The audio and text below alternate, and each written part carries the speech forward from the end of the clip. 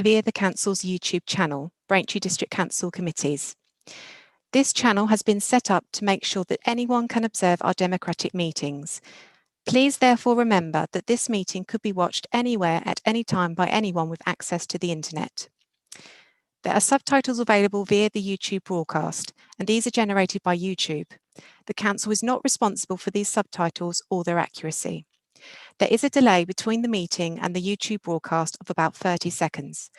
Webcast officer, please can you commence the broadcast and confirm?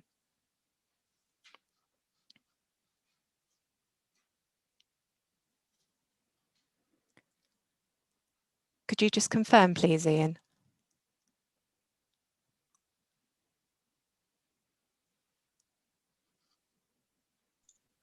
Hello, yes, just starting the webcast now. Lovely, thank you, Ian. Okay, good evening and welcome to this meeting of the Planning Committee on Tuesday, 29th of September 2020. Before we commence with the proceedings, I can confirm that the Council has adopted some basic etiquette rules for its remote meetings. These are as follows. Only speak when the Chairman invites you to do so. Members, please let the Chairman know when you want to speak through the chat function. The Chairman will introduce speakers in the order that the request to speak was made, unless there is a point of order, which will be prioritised. Please minimise all distractions while you are in the meeting.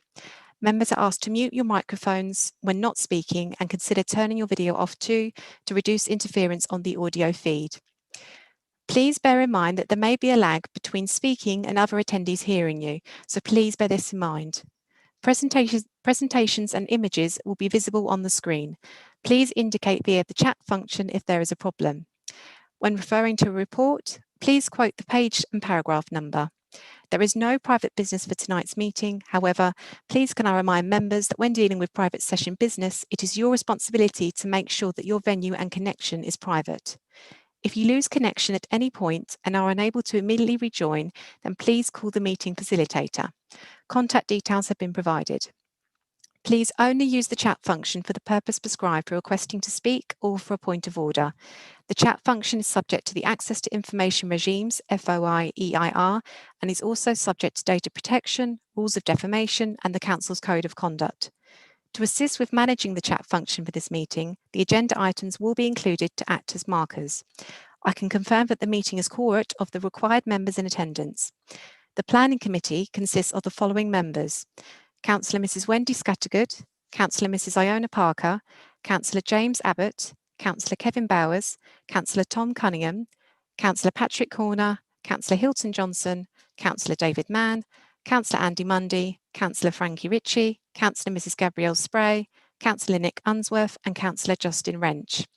Apologies for this meeting have been received from Councillor Hilton Johnson and Councillor Nick Unsworth. The officers for the meeting are Chris Padgey, Planning Development Manager, Melanie Corbishley, Senior Planner, Matthew Wild, Senior Planner, who isn't here at the moment. Alison Webb is clerking the meeting and will be reading one of the submitted statements for public question time. Myself and Kim Cole are the meeting facilitators. To help distinguish councillors and officers on the broadcast, councillors have a prefix of councillor and officers have a prefix of officers. I will now hand over to the Chairman, Councillor Mrs Wendy Scattergood. Thank you. Thank you, Jess. Thank you very much indeed. Good evening, members, and good evening and welcome to everyone watching us on YouTube. I'm Councillor Wendy Scattergood, Chairman of the Planning Committee. I'll go straight on to the business of the evening.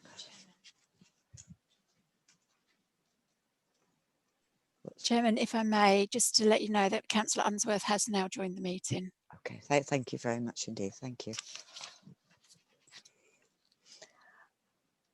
Item 1, apologies for absence. I have apologies for absence from Councillor Johnson and everyone else is present. Item 2, declarations of interest. Does any member wish to declare the existence and nature of any disclosable pecuniary interest, other pecuniary interest or non-pecuniary interest relating to items on the agenda, having regard to the Code of Conduct for members? I believe Councillor Mrs Spray, you have an interest to declare. Thank you, Chairman, but it actually concerned the Tay Road application. So sorry. I'll save it for for another meeting. Thank you. Sorry for that. Okay, no, that's all right. I just remember seeing it somewhere. So. Yeah, I know. I did submit it. Does there's no any other? Councillor Ritchie.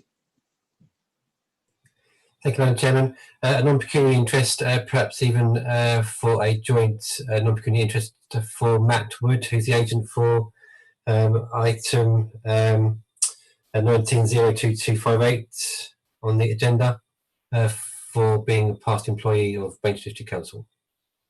Thank you, Councillor. I will do a joint declaration on behalf of us all because I think we all knew Matthew when he was present as an officer at this authority. So that's a joint declaration. So anyone else, you needn't make one. I don't think there's anyone else. I can't see anyone else wanting to make a declaration, which moves us on to item 3. I have the minutes of the 18th of August minutes are still not ready, but we have the 1st of September and the 15th of September. I'll take them individually. Does anyone wish to comment on the minutes of the 1st of September, or does anyone wish to move them? Chair, I'll move them if nobody has any comments on them. No, and does it find a seconder? I'll second, Chair. Thank you, and I'll take silence as everyone agreeing to those minutes. Thank you. I'll now move on to the 15th of September. Does anyone wish to make any comments, or does someone want to move them, please? Well, again, I'm happy to move, Chairman. Thank you very much. Does it find a seconder? I'm happy to second, Chair. Thank you, Councillor Mann. I will take silence as approval. Thank you very much indeed. Those minutes have been approved. We hope to have the 18th of August minutes at the next meeting. Item 4, public question time. We have no general questions. That brings us on to item 5, planning applications. Before I go on, for those watching on YouTube, I would like to explain that application number 2000352 REM Land Rear of Tay Road, Earlscombe, has been deferred. A notification letter was not sent to a resident informing them that this item was on the agenda this evening. So I decided that the item could be deferred. It is possible that we will hear that at the next meeting. That now brings us on back to item 5, and we have one item under part B. We could unblock it. Before we do, Chris Padgey would like to just mention one condition that he wishes to add. So I'll pass over to Chris before we discuss that item. Thank you, Madam Chairman. Yes, just to assist members, the last page of your agenda on page 46, so this relates to the Part B item. Members would have noted from the report that we were due to give you an update on the materials issue for the extension. So a discussion has taken place. The applicants still remain keen on the fibre cement mock timber cladding. The officer position remains that we're concerned actually about the appearance of that and whether or not it's in keeping with the property. So the officer advice this evening would be to amend condition 3 on page 46 to require a render finish instead for that element of the extension. So it would be a change to the wording if members were happy with that, and we're happy to unblock. Otherwise, happy to give a presentation on it. Thank you, Madam Chairman. That's all I wanted to say. Thank you, Chris. Does anyone want to move that en bloc with that? Happy to move, Madam Chairman, with the condition. Thank you, Councillor Cunningham. Thank you, Councillor Abbott. Well, I will put that to the vote. Just one moment. Councillor Abbott. 4. Councillor Bowers. 4. Councillor Cunningham. 4. Councillor Horner. 4. Councillor Mann. 4. Councillor Monday. 4. Councillor Mrs. Parker. 4. Councillor Ritchie. 4. Councillor Mrs. Spray. 4. Councillor Unsworth. 4. Councillor Wrench. 4. Thank you, members. That application has been granted. Thank you. That now brings us on to the application in part A, the only application we have this evening. Application 190228 REM 4 Hellions Road, Steeple, Bumstead.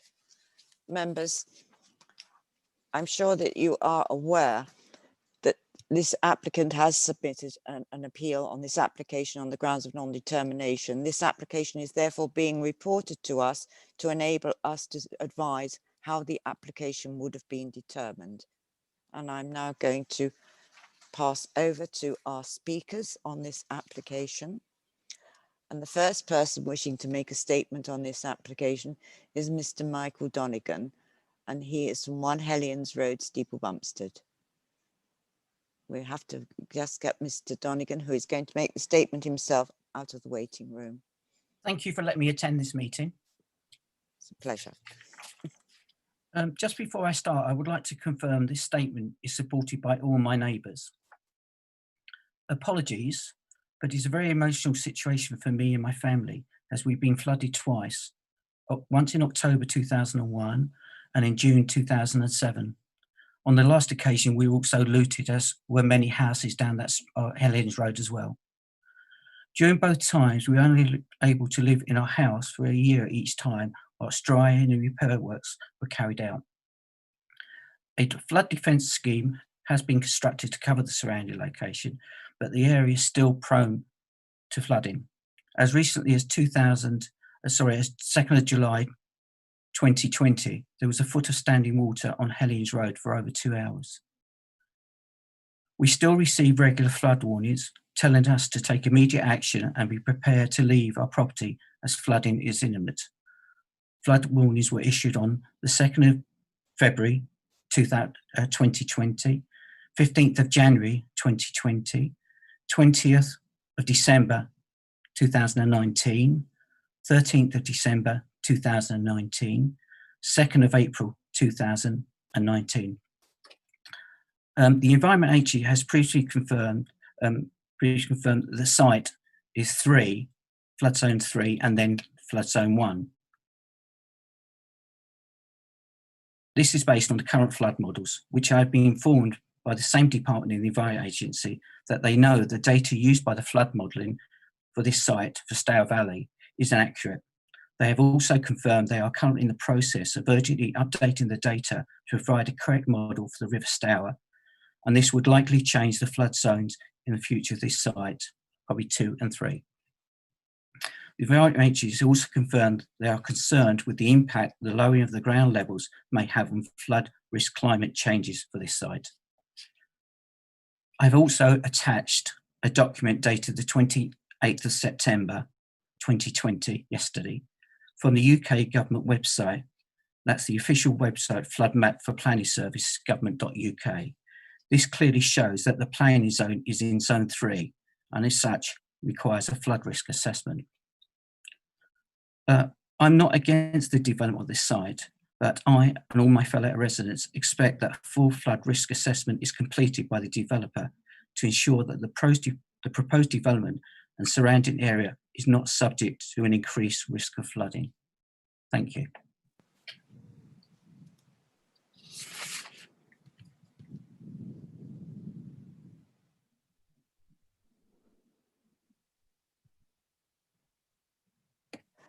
Sorry, Mr. Donegan, I was on mute. I was just saying thank you very much for making your statement, and we will be taking your points into consideration. Thank you and good night. Thank you very much. Thank you.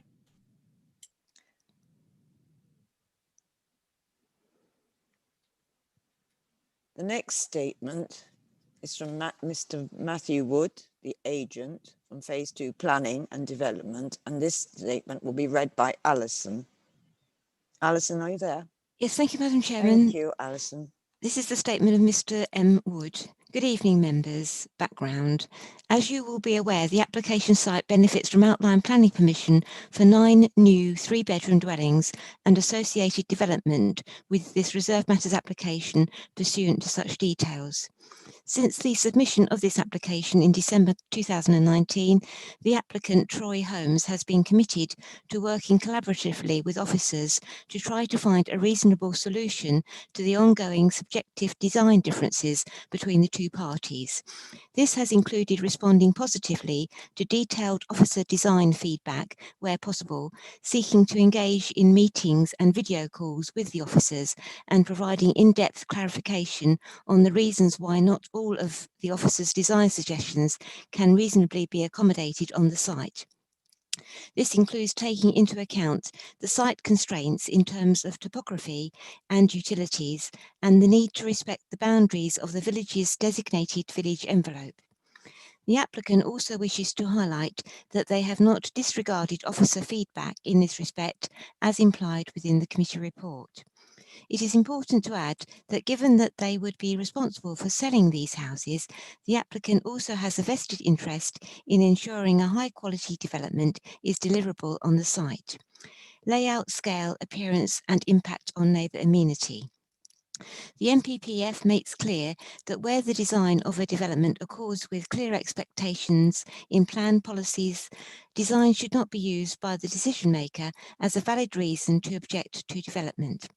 With this in mind, together with the shared responsibility of the LPA and applicant in the need to achieve good quality design, we wish to reaffirm a number of important points supporting the applicant's position in this instance. This includes the proposed development's compliance with the Essex Design Guide in respect of separation distances with those between plots 1, 2, 3 and 7 and 8 in particular in excess of this guidance. As such, for officers to still attribute harm in this respect is very disappointing. The submitted accommodation schedule also makes clear that a significant over-provision of private garden amenity space is provided across the site with no one garden unduly compromised. This again demonstrates full compliance with the requirements and expectations of the Essex Design Guide as well as associated adopted local plan policy.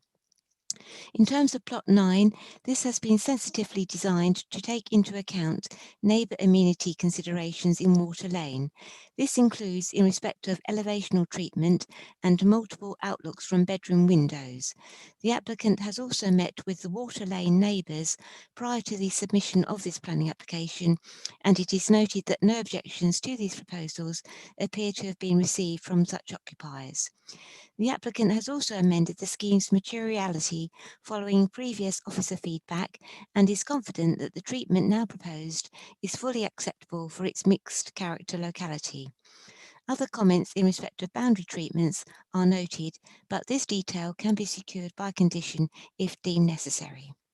Other matters. As set out within the Officers' Committee report, the detailed proposals are acceptable in all other planning-related regards, including in respect of landscaping, highways and flood risk. Consultees. In addition, the applicant notes that there are no outstanding objections from statutory consultees, with Steeple Bumpstead Parish Council confirming their support for the applicant's current detailed proposals. Conclusion. In conclusion, these detailed proposals represent a sustainable and policy-compliant form of redevelopment in line with the associated outline planning permission, which establishes the principle of development. Notwithstanding this, the sustainability of such proposals is reinforced by the NPPF's tilted balance, whereby it is clear that there are no adverse impacts associated with this proposal, which would significantly and demonstrably outweigh the benefits when weighed against the NPPF as a whole. This includes the realisation that the outline consented 9 units would be lost from the Council's housing supply should this application be refused. Therefore, members are urged to follow Steeple Bumpstead Parish Council's support for these proposals by granting reserved matters planning permission accordingly. Thank you. That's the end of the statement. Thank you, Madam Chairman. Thank you, Alison. Thank you for reading it. And thank you, Mr. Wood, for submitting your statement. We'll now come on to the presentation, and the presentation is going to be made by Melanie Colbishley. Thank you, Mel.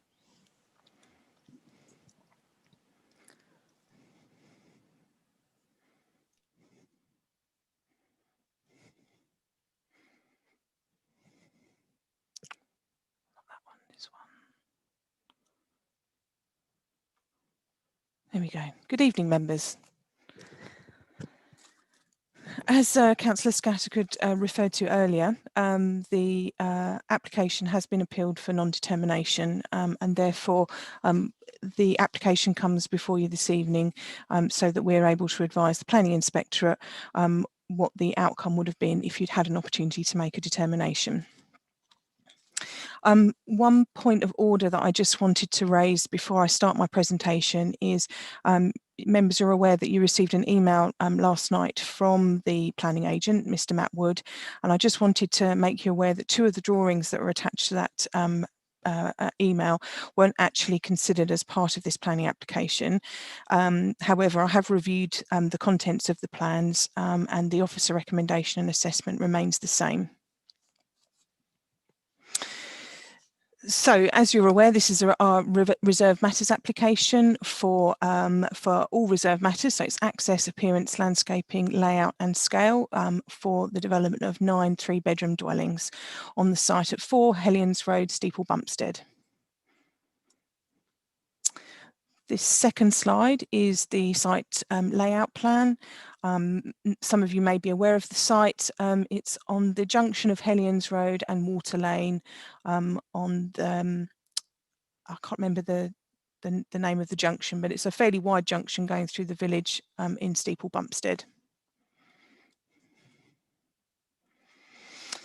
This plan here is the proposed layout. I am going to linger somewhat on this drawing just to explain some of the officer's concerns that have been set out in the officer report, but I thought it would be useful for me to just explain a couple of the matters whilst we've got the plan in front of us, and it may make a little bit more sense. So just to make you aware, this portion of the site, which I'll come on to, I've got some photographs later in the presentation, but this portion of the site that's shown as green is a lot higher than the front portion of the site, and there's about 2.3 metres difference between the land here and the land at the front portion here.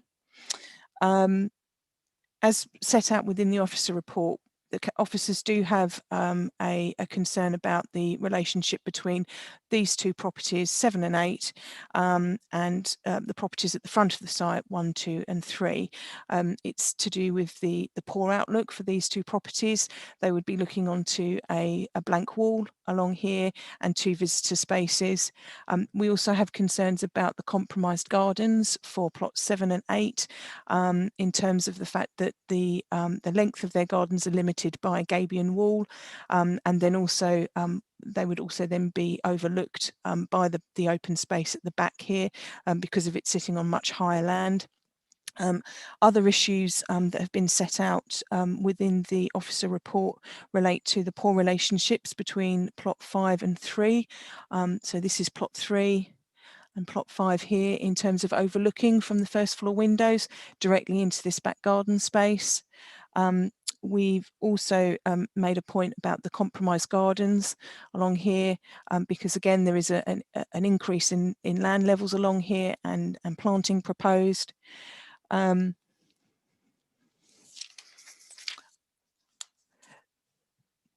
Other points that have been raised is the compromised relationship between plot 9 and the back of plot 1 in terms of overlooking from the first floor windows, overlooking into the rear garden belonging to number 1.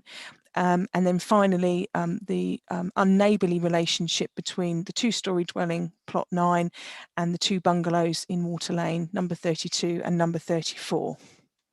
I'm hoping that that gives you an oversight as to a number of the concerns that the officers have with this layout. The next few slides show you a bit more detail of the actual dwellings that have been proposed.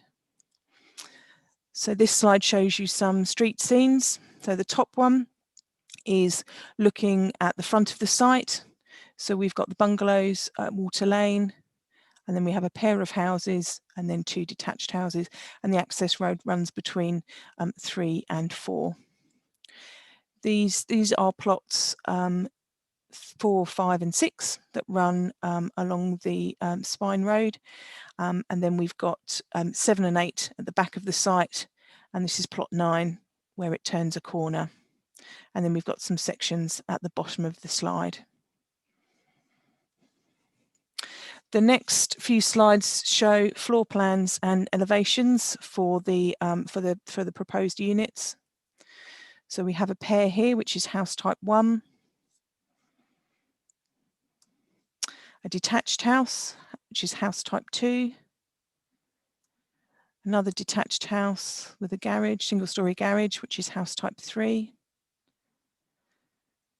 a detached house, which is house type 4, and then a further detached house, which is house type 3A. Here is some plans regarding the 2 types of carports that are also proposed. The next few slides will show you some photographs of the site.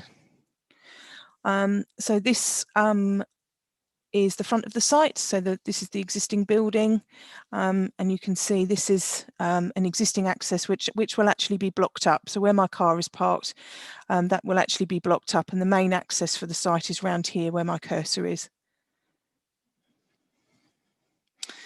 This is a little bit further along, so it shows the site to the left-hand side, and then this bungalow here is number 34 Water Lane. And then turning a little bit to the right, you can see this is number 34 Water Lane, and we've got 32, which is another bungalow, and then the dwellings then get slightly taller as they then go further along Water Lane.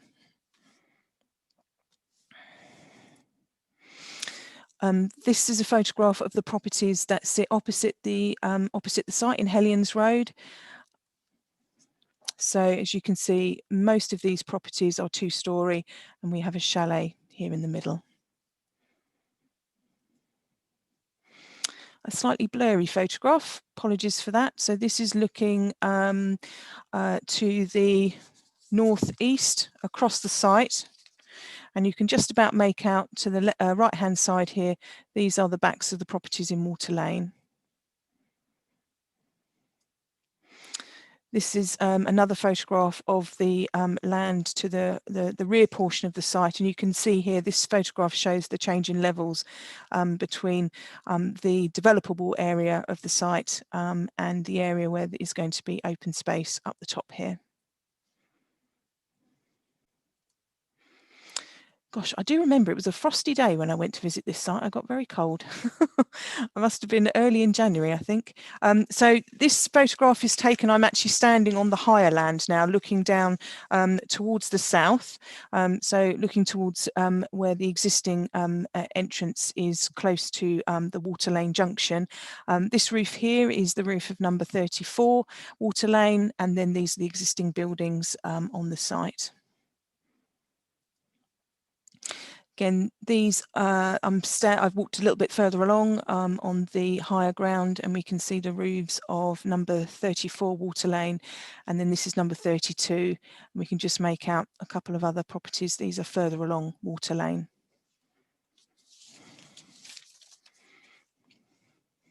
So that's the end of the photographs. I wanted to do a couple of slides on the issues raised by Mr. Donegan regarding the flooding of the site. And there's been various discussions between myself and the EA, and I wanted to just give members a bit more information because of the information supplied by Mr. Donegan, which clearly shows that on the EA's official website, the site is located within flood zone 3, which is, or partly within flood zone 3, which is this darker blue area here where the cursor is currently positioned. They are based on a model from the 31st of October from last year. However, when the details of the application was individually reviewed by the Environment Agency, when the REM application came in, the EA did find that there were inaccuracies within this modelling.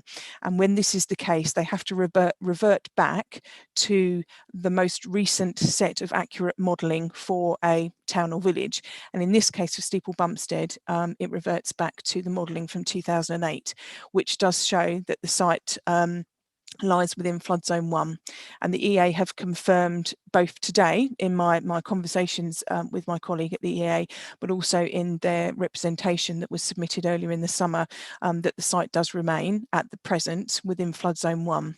As far as I'm aware, they are looking to accurately get or to overcome those inaccuracies and have the river remodeled. But at the moment, there is no timescales that the lady was able to give me, not just due to COVID, but other matters that are going on. So for the time being, from their purposes, the site does lie within flood zone 1. So I'll just move on to the next slide. So this is a screenshot of the flood zones as it currently stands, specifically for this site, that the site does sit wholly within flood zone 1, and that is why a flood risk assessment was not submitted as part of this planning application. Hopefully that clarifies the position on this, but I'm happy to answer any questions if I can when we get to question time. So moving on to my conclusions, the principle of developing the site has been established by the Outline Permission 16.01525 out. However, officers consider there is the layout is poor, resulting in unacceptable relationships both between the new properties and those existing on Water Lane. The architectural styles proposed are not in keeping with the local area and do not reflect the eclectic architectural mix nearby. Therefore, when applying the planning balance, officers acknowledge that the principle of development has been established. However, the contrived layout, poor relationships between new dwellings within the site and with neighbouring properties, and the unsympathetic architectural style would result in insufficient harm that would significantly and demonstrably outweigh the benefits when assessed against policies in the development plan and the framework as taken as a whole. The proposed development does not constitute sustainable development, and it's recommended that, had the local planning authority been able to determine the application, planning permission for the reserve matters would have been recommended for refusal. Thank you, members. Thank you, Mel. Thank you very much indeed. Thank you. Councillor Cunningham. Thank you, Madam Chairman, and excuse me, thank you, Melanie, for her presentation.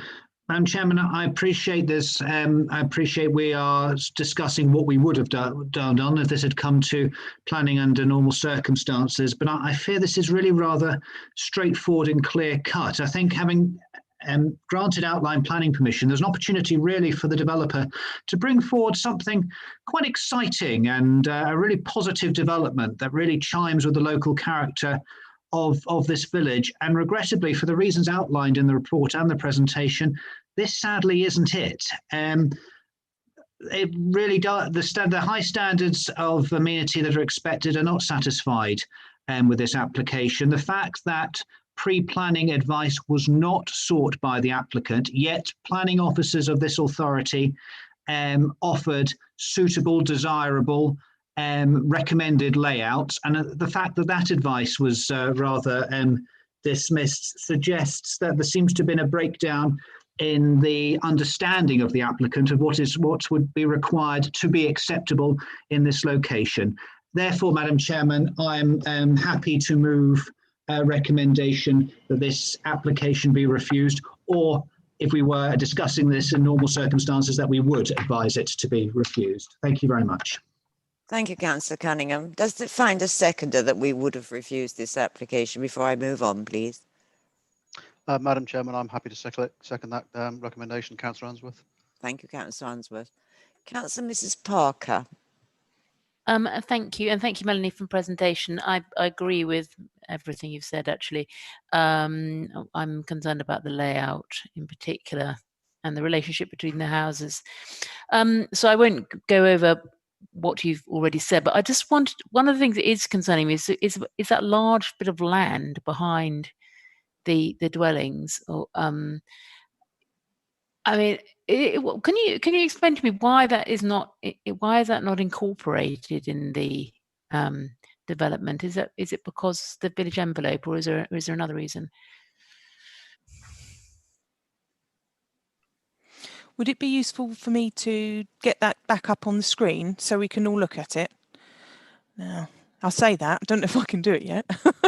Hold that thought. There we go. I'll just skip back to that slide.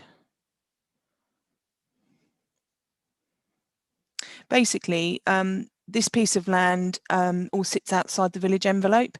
So the village envelope line kind of runs along here and then kind of dips down and then follows the backs of these properties on Water Lane. Sorry, that my cursor wasn't moving very smoothly there. So plot 9 would sit outside the village envelope, but then the other 8 would sit within the village envelope. And so, and I think also because this land sits on a much higher level, it was when it was considered at the outline stage, without having to do a huge amount of engineering works to remove this, which would then only move the change in levels further into the countryside, if that makes sense. So that's why that piece of land was kind of always left to be an open space at the back of the site. Thank you, Mel. Councillor Mrs. Parker, do you come back on that, or not? Are you happy? You are muted, Councillor. Yes, I mean, it does. Thank you for that explanation. I thought that may be the reason. I mean, as you've pointed out in the report, it's just a very large area with no real access to it, which is going to have to be maintained by someone or other. And yes, it does concern me that there isn't much of a plan really as to who's going to look after it, how it's going to cost, etc., etc. So, yeah, that's another reason why I would agree that there's not a great layout. That's all I have to say. Thank you. Councillor, Mrs. Oh, sorry, I'm having problems with my mouse this evening. Thank you very much indeed. Councillor Mann.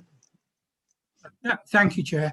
I remember the sort of tremendous flooding in this area back many years ago when I was portfolio holder, sort of devastated the area. So I'm particularly interested in the matter of flooding. I got a bit lost in the explanation. I accept now that as matters stand, it's in zone 1, but it looks like there is sort of going to be possibly a revision to that.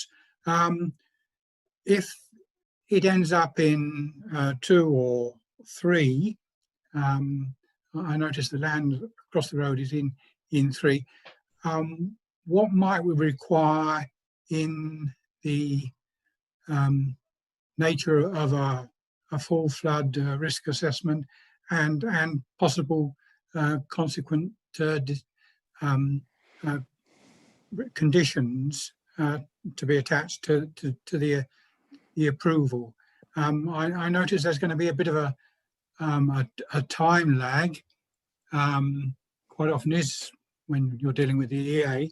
And I mean, how might a flood risk affect the requirements for this site in totality? In terms of the current application, it is at appeal. We haven't yet been notified of a start date for the appeal, and I'm sure members are aware we have no control over that. That is a matter for PINS. The appeal has been in for a month now, and we, as I say, we haven't yet received a start letter. So in talking to my colleague this afternoon from the EA, what I've agreed with her is when we receive the start letter, it then sets a certain number of time scales for when we have to get certain things done. I will contact her for an update on where they are with if they have been able to remodel that section of the River Stour. As far as I understand, the inaccuracies are very sort of very much on that site, and it's just very specific to that site, unfortunately. And so depending on what the update is once the appeal comes in, or once the appeal is made valid by the planning inspectorate, that will then change how we then perhaps have to advise the planning inspectorate that the situation has changed. But it's very much a kind of if and when until things happen. So if at the stage when the appeal is made valid and the EA have then done their remodelling and it comes back that it's in flood zone 2 or 3, then we will have to let the inspectorate know that and say that we feel that a flood risk assessment does need to come in for us to make a full assessment at the appeal stage. It would then be for the inspectorate to decide as to whether or not they're going to ask for that. I think that's why we can't really move it on until we know when the appeal has been made valid and then the timescales involved in that. Thank you. Councillor Unsworth, I know you seconded it. I didn't ask you if you wish to speak. Do you wish to speak or not? Am I allowed to do it now? Yes, you can. Yeah, sorry. Likewise, similar concerns, especially the bit of land at the back, which seems to overlook and has not really been considered particularly well.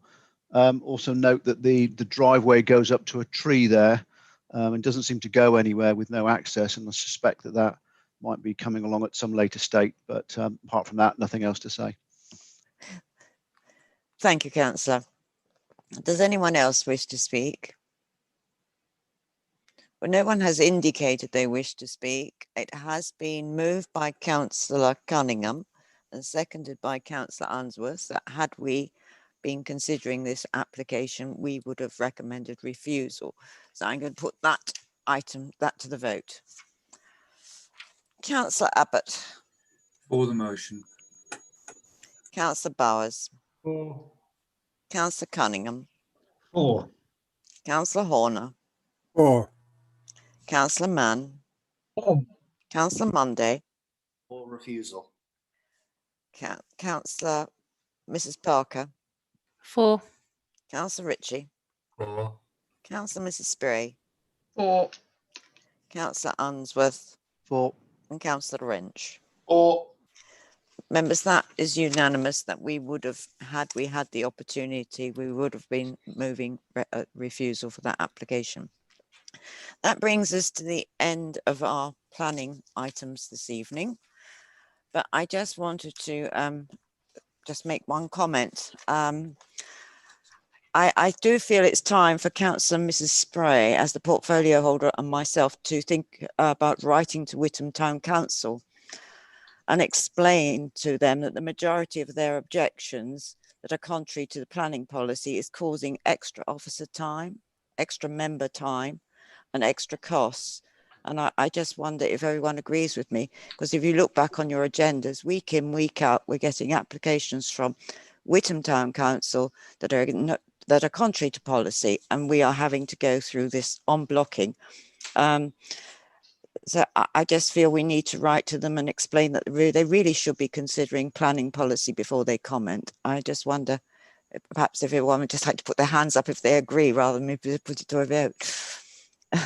Is there an agreement? Yes, there is. It seems Madam to be. Chairman, if I may, as I attend Witham Town Council as a county councillor, no, I don't disagree with that. I just urge that it be put in a moderate way that just reminds them about the criteria for objecting. Yes, because I do feel at the moment that if you look back, I keep my agendas, and I've gone back over the past few months, and it seems that majority of those objections from Witham are contrary to our officers' recommendations, and I just feel that the time has come for us just to give them a gentle reminder. So that is something perhaps Councillor Mrs. Spray and I could do. Councillor Mrs. Spray. Yes, absolutely in agreement, Chairman. It happens on a regular basis, pretty much every meeting. I think Councillor Bowers and then Councillor Ritchie perhaps wanted to say something. Thank you. Sorry. I've got Councillor Bowers. Yes. Sorry, Madam Chairman, I didn't dream of interrupting you. Sorry. No, all I was going to say is when we make that representation, are we going to also mention about how much it does cost the authority every time that we have to do this work to put these applications together to come to council? I do think that perhaps if we gave them a gentle reminder of the cost, because it's the taxpayers' money, it's not ours, it's not the authorities' money, it's the people they represent, it's their money. And I do feel that's, yes, something that we should do. Who else wanted to? Councillor Ritchie, did you wish to speak, or have I? Yes, please, Madam Chairman. I think we also just need to let them know that if they are submitting an objection to planning applications, then the very least they could do if they're falling foul of the parameters in which they're objecting is at least attend the committee meetings to actually back up Yes. of their objection. I think that alone would kind of at least I'll say pacify. I don't know if pacify is the right word, but at least it shows a bit of willing on both parties to listen to a discussion before it would come to a committee vote. I agree entirely, especially now we have the facilities where they can even make their own statement. Now we're doing meetings on Zoom. Well, members, thank you very much for your comments. I'm sure Councillor Mrs. Spray and I will take them on board and do something about Madam it. Chairman, excuse me. Councillor I Horner think wants to speak. Councillor Horner and myself. Sorry. Some of us use the chat function, but Yeah. Sorry, I've got Councillor Horner. Sorry. Councillor Horner.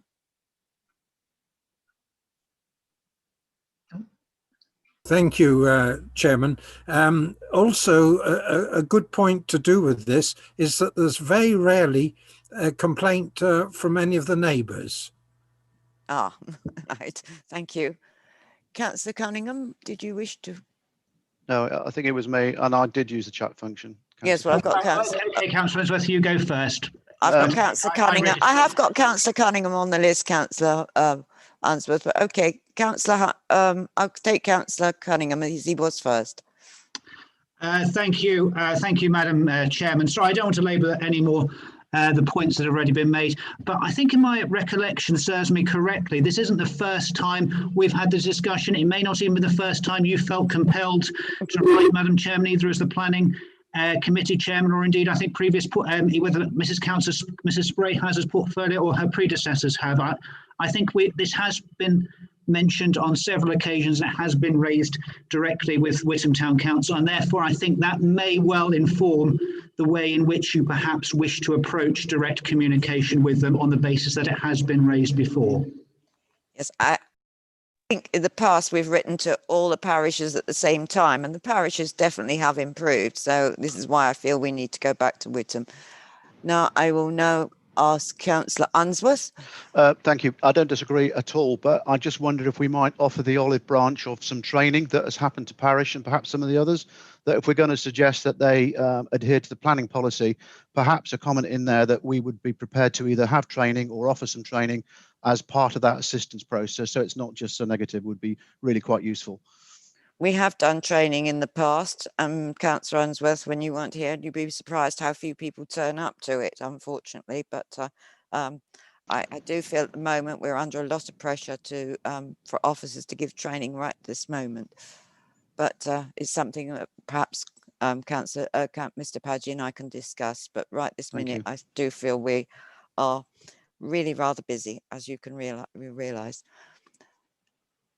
I don't see anyone else's name. I'm sorry. Thank you very much. Councillor Mann, I can see your picture. Does that mean you wish to speak? I would support what Councillor Answorth has just said very much, that you can offer training specifically to the town council, and if they take up that offer, they take it up, and if they don't, they don't. But I have noticed that they very often do come up with objections when nobody else has seen them. Near neighbours don't object, but they do, sometimes on grounds that we would sort of regard as spurious, and as you've remarked, they don't often turn up to defend their submission to the planning committee. So, but planning training. Planning is difficult. Let's not pretend otherwise. And to people who may not be experienced in it, I know some of Witham Town Council are. Training might be all that they require. I thank everyone for their comments. Thank you very much. I'll take them all on board. Thank you. And I will bring this meeting to a close at 4 minutes past 8. I think this is the quickest one we've had as a virtual meeting, not forever, but as a virtual meeting. And I thank you all for your attendance. And I'd like to say good night to everyone that was watching on YouTube. I'd like to thank all the officers and everyone involved in this meeting. Thank you and good night. Members, before I ask the webcaster to terminate the broadcast, I would urge members to complete the short web-based meeting feedback survey that will be emailed to you all shortly. This is very important to help us improve our meetings. I would also like to remind you that the Council will retain performance data relating to your connection to the meeting in the event of a legal challenge to this new way of holding meetings. Thank you very much for bearing with us and attending this meeting. Good night. Please can the webcaster confirm that the YouTube broadcast has stopped? Ended the stream. Okay. Thank you, Ian.